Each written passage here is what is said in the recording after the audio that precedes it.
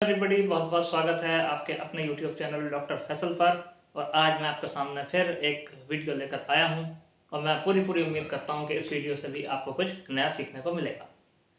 जैसा कि आप थंबनेल में देख रहे हैं कि लिखा है दिल मांगे मोर, लेकिन कहीं थम न जाए सांसों की डोर।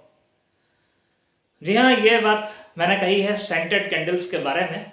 जैसा कि आपने थंबनेल में देखा होगा, सेंटेड कैंडल यानी परफ्यूम कैंडल्स जो मार्केट में मिलती हैं और आजकल बहुत कॉमन है, बहुत इनका चलन बढ़ गया है। लेकिन बहुत कम लोग ये जानते हैं कि इनके ये जितनी देखने में अच्छी लगती हैं उससे ज़्यादा इनके साइड इफ़ेक्ट्स भी हैं, अगर इनको ठीक ठीक तरह से प्रॉपर तरह से इस्तेमाल ना किया जाए तो। तो चलिए, आपका बिना वक्त गवाए हुए वीडियो शुरू करता हूं। लेकिन उससे पहले आप सबसे वही दो बात पुरानी कहना चाहूँगा कि अगर आपको मेरे वीडियोस पसंद आते हैं तो मेरे वीडियोस को लाइक कीजिए और मेरे चैनल को सब्सक्राइब कीजिए। सब्सक्रिप्शन बिल्कुल फ्री है। और साथ साथ अपने इस छोटे से डॉक्टर के वीडियोस को अपने दोस्तों के साथ शेयर कीजिए ताकि उनकी नॉलेज में कुछ इजाफा हो, कुछ उनकी नॉलेज बढ़े। हो सकता है कोई बात आपको पता हो, लेकिन हो सकता है सबको पता ना हो, तो आपके द्वारा उनको मालूम पड़ेगी तो उनको भी अच्छा लगेगा कि हाँ भाई, एक हमें नॉलेजेबल बात हमारे साथ शेयर की गई या हमें भेजी गई या दी गई। तो मैं उम्मीद करता हूँ ये छोटा सा काम आप सब लोग ज़रूर करेंगे। सब्सक्राइब करने के बाद नोटिफिकेशन बेल पर जाकर ऑल पर क्लिक कीजिएगा, ऑल को सिलेक्ट कीजिएगा ताकि मेरे नए आने वाले वीडियो सबसे पहले आप तक पहुँच सकें। तो चलिए वीडियो शुरू करता हूँ। ज़्यादा लंबी वीडियो नहीं है आज की, बस मेरी वीडियो को पूरा देखिएगा ताकि आप फ़ायदा नुकसान दोनों चीज़ समझ जाएं। देखिए, सेंटेड कैंडल्स जहाँ हमारे माहौल को खुशनुमा बनाती हैं, जहाँ हमारे माहौल को रोमांटिक बनाती हैं, जहाँ ये पार्टी में एक अलग ही जान डालती हैं, वहीं इनके कुछ नुकसान भी हैं।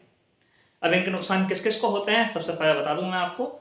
सबसे ज़्यादा इनके नुकसान होते हैं उन लोगों को जिनको सांस संबंधी प्रॉब्लम्स हैं, जैसे कि एस्थमा, क्योंकि इनमें आर्टिफिशियल सेंट का इस्तेमाल होता है।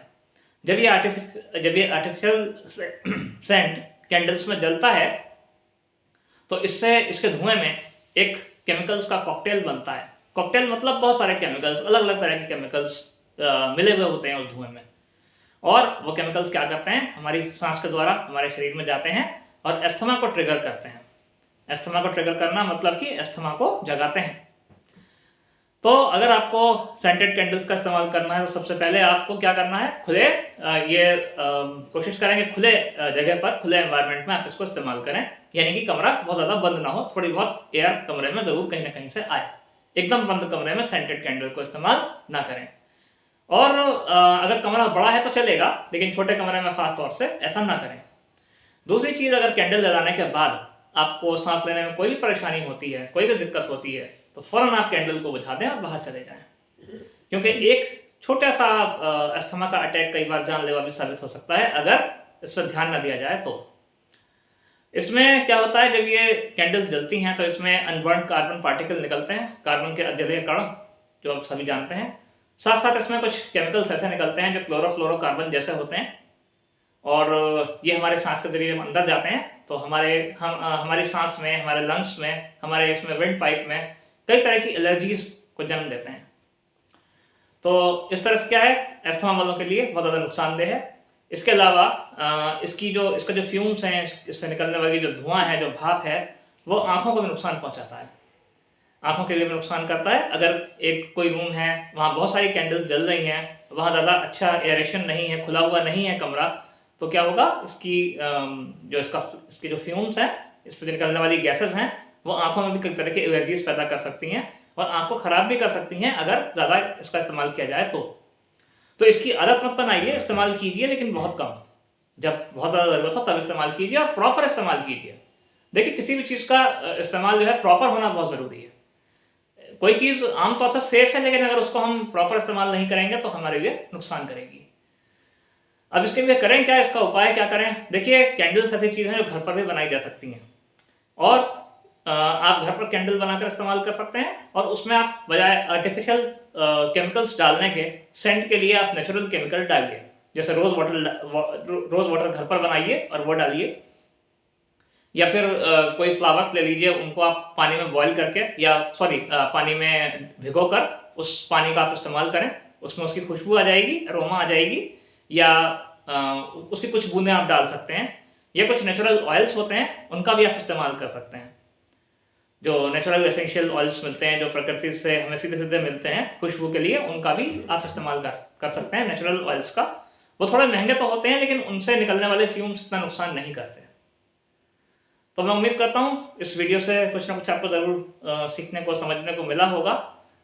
सेंटेड कैंडल्स एक दो जलाने से कोई नुकसान नहीं होता, लेकिन अगर लगातार आप इसके हैबिचुअल हैं, लगातार आप कमरे में जला रहे हैं, अपने वॉशरूम में जला रहे हैं, या आप उसको जलाकर सो रहे हैं, या बिल्कुल अपने पास जला रहे हैं, और आप अस्थमा के पेशेंट हैं, या आपको कोरोनरी आर्टरी डिजीज़ है, तो भी आपको इस चीज़ का ध्यान रखना है। क्योंकि कई बार इससे निकलने वाले केमिकल से सफोकेशन यानी घुटन भी होती है। कई बार आपने देखा भी होगा पार्टीज वगैरह में, जहाँ कैंडल्स वगैरह जलती हैं बहुत ज़्यादा, वहाँ घुटन सी हो जाती है। एक कुछ अजीब सा फील होने लगता है, कुछ लगता है जैसा कि हाँ कुछ गड़बड़ है। तो वो गड़बड़ क्यों होती है? इन सेंटेड कैंडल्स की वजह से होती है।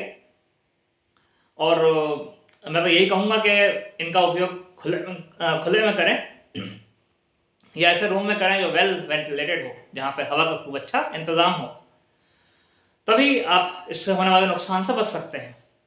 और आप ये बात जानते हैं कि इसमें से निकलने वाले जो गैसेस हैं, जो क्लोरोफ्लोरोकार्बन्स के जैसे हैं, वो एनवायरनमेंट को भी नुकसान पहुंचाते हैं और हमें भी नुकसान पहुंचाते हैं। तो मैं उम्मीद करता हूं मैं अपनी बात आपको समझा पाया हूँगा। इस वीडियो से ज़रूर कुछ ना कुछ आपको सीखने को मिला होगा, क्योंकि इस तरह की गैसेस, देखिए सबसे ज़्यादा हमारे लिए क्या चीज़ इंपॉर्टेंट है? ऑक्सीजन, यानी कि हमारा रेस्पिरेटरी सिस्टम। अगर रेस्पिरेटरी सिस्टम में कोई भी खराबी आती है तो इसका सीधा सीधा मतलब ये है कि हम अपनी लाइफ से खेल रहे हैं। तो ऐसा कोई काम नहीं करना चाहिए हमें जिससे हमारे रेस्पिरेटरी सिस्टम पर सीधे सीधे असर पड़े। और सेंटेड कैंडल्स का असर सीधे सीधे रेस्पिरेटरी सिस्टम पर पड़ता है।